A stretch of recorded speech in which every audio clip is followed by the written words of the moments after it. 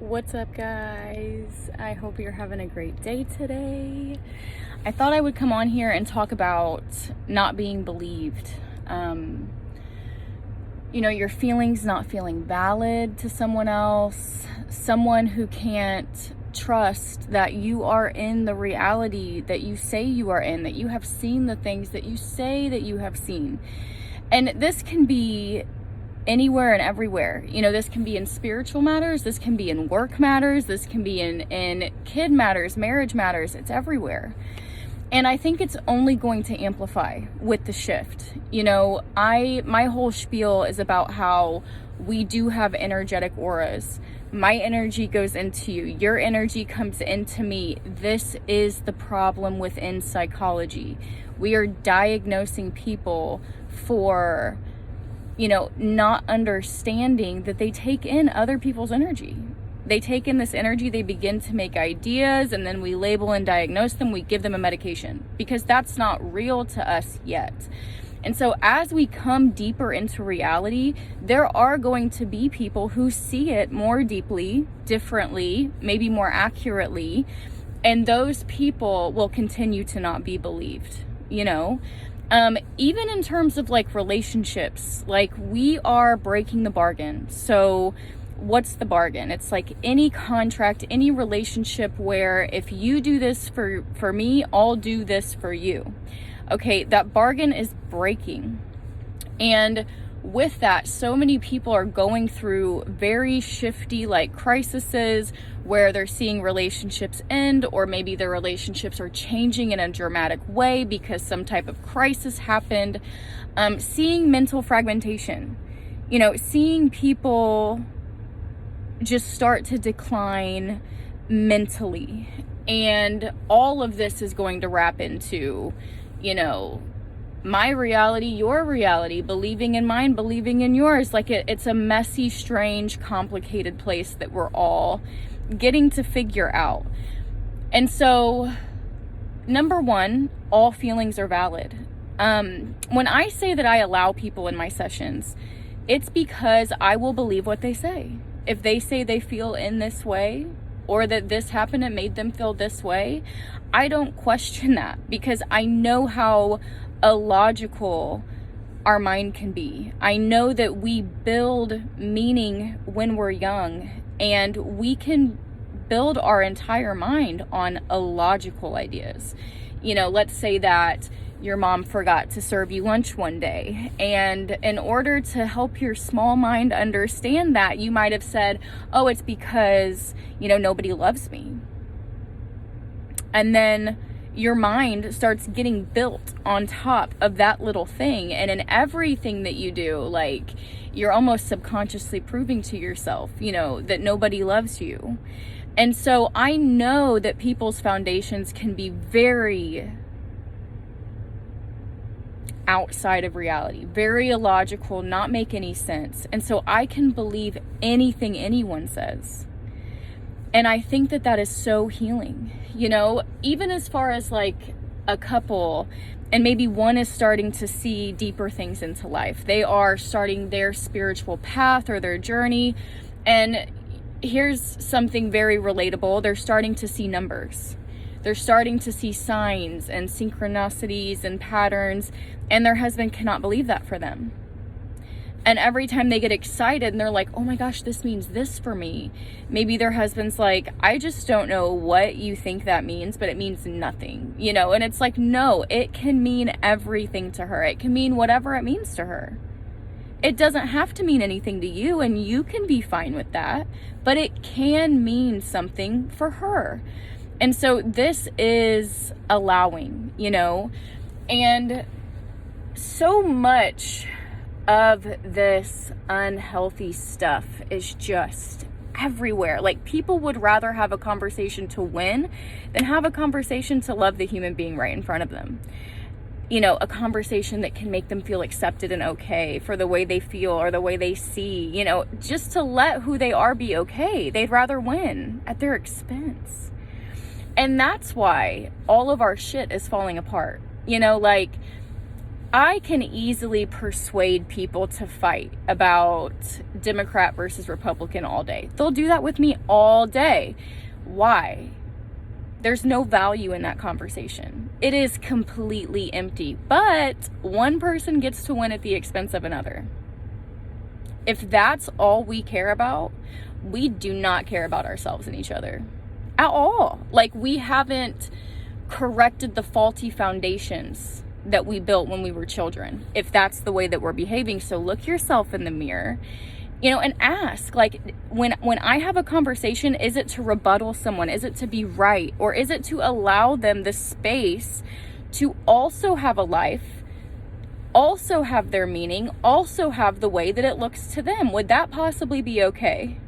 And could that be actually loving a person? Yes. I can easily get to Republicans and Democrats to fight all day about their positions, right? But as soon as I bring up this public system failing, nobody wants to go there with me because there's no winner. It's just exploration of what are things right now? Like, what is really happening? It can lead to good things. It can't lead to someone winning, but it can lead to validating someone who has been hurt by that system. Someone whose kid needs some type of cancer treatment and their insurance company denies it. Like, talking about the problems within the medical system can validate their experience and help them heal. But if we just look at that person, we're like, oh, you just like to make trouble. You just like to be negative. You need to be quiet. You need to be more positive. You are helping people who are not trying to help you.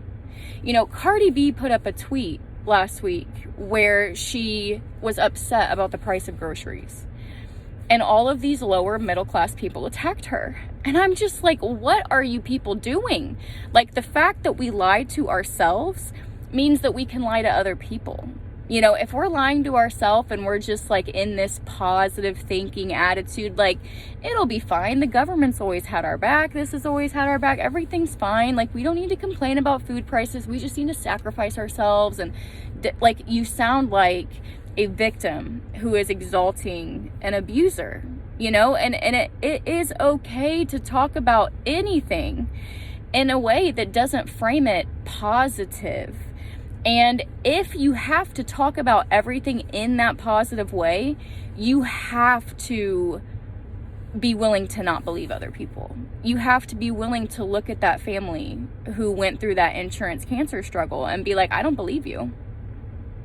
Like, that can't possibly be true. It must have been something else. Like, if you are choosing these systems over human beings, that's a scary, scary thing. Choosing these unliving things over people's real experiences. We turn into a population of people who can't share what's really happening in our lives.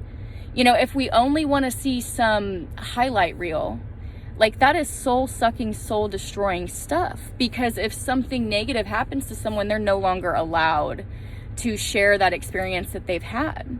It can make someone feel very, very crazy. And so to me, this can come from not being believed, not being allowed. This can come from spouse, friend, even therapist. I've had clients who have been kicked out of the therapist before, for this, that, and the other. I've had people who aren't a match with their therapist. I've had people who weren't believed by their therapist, and their therapist wouldn't dive into something with them because they couldn't see the value based on, their range of diagnostic tools and all these things. And so it can happen anywhere and everywhere, even at the workplace. And it's something to look out for. If you know that all of your feelings are valid and that the way you see is valid and that you can allow yourself to, be who you are and be okay with that, even if others aren't joining you in that, like, you are your protection. And you can ensure that you're allowed. But I will say, it is a trippy, strange journey of setting down your patterns, of not choosing people over yourself, not choosing yourself over people. Like, it becomes like a very equal thing of like self and me, self and you. Both selves allowed, both perspectives honored. And putting down those things that only care about being right. You know, you don't care about being right. You don't. Your protection mechanisms care about being right. And the way that you were conditioned in life cares about being right. And all that does is cause you and the people that you love pain. And it stops you from exploring and learning new things. It stops you from seeing life as it is, because you see life as you are. You know, you make all these decisions about it, and then it's not like full of wonder or curiosity or discovery. And so it's a hard place to be for the person who puts themselves there, you know. And we don't have to defend anything. You know, what you are doesn't need to be defended. Anybody can say anything to me, and it's allowed. You know, like, so maybe we could all ask ourselves, what can I not allow in a conversation? And then ask yourself, where does that come from? You know, what happened to me that I can't talk about this? Like, if you're feeling a specific feeling, when else in my life have I felt this feeling? And then drop into it and feel it. Don't think about it, just feel it. It may open up into you seeing all kinds of experiences throughout your life where this thing has been following you around and muddying up your situations and your relationships. You know, drop into those big feelings that you think away. Feelings do not need words. Feelings need to be felt. And if they are felt without plastering a bunch of words on them because they're too painful to just feel, you know, if you can just feel them, they will release. They may give you deeper information. You know, they hold information, they hold meaning, but that doesn't mean it's obtained by thinking about it. You know, when I drop into an emotion, I can see past experiences, different places in time. Like when people say that they come into the ability to time travel, or, you know, to travel the universe inside of themselves, it is by dropping into the body and not thinking about it, you know, being in it. And that's a long thing. That's not something that we can just read about and know how to do. You know, that's a process of you letting go of these things that you defend, dropping into that body, bravely feeling those emotions, releasing everything you've thought about them, said about them, decided about them. You know, and as you do that, it dissolves. And who you are, this thing that doesn't need to be protected, this thing, you know, you get to come into life and allow yourself. You know, it's self-love. And because you love yourself, you can actually be a source of true love for other people. This unconditional love that has no agenda or no need to be right or no need to prove worth or defend something that they're holding on to or any of that, you know? And so, interesting stuff. We're in the start codon. We are in the gate of leadership, thinking about, you know, where we're going this year, what we're doing, who we're going to do it with. And all of this is just brilliant to think about while we are here in this energy. So I love you guys. If you would like to book a session with me, hit me up. I'd love to have you. Tomorrow I will be, well, it's actually tonight, I'll be doing a video with 2 of my fellow internal astronauts on allowing. And so we are going to explore this. I totally recommend that you hop on and take a look so that you can allow yourself and other people, you know, so that you can allow everyone to be different and be a real source of love in this world. And so love you guys. Have a good night. Bye.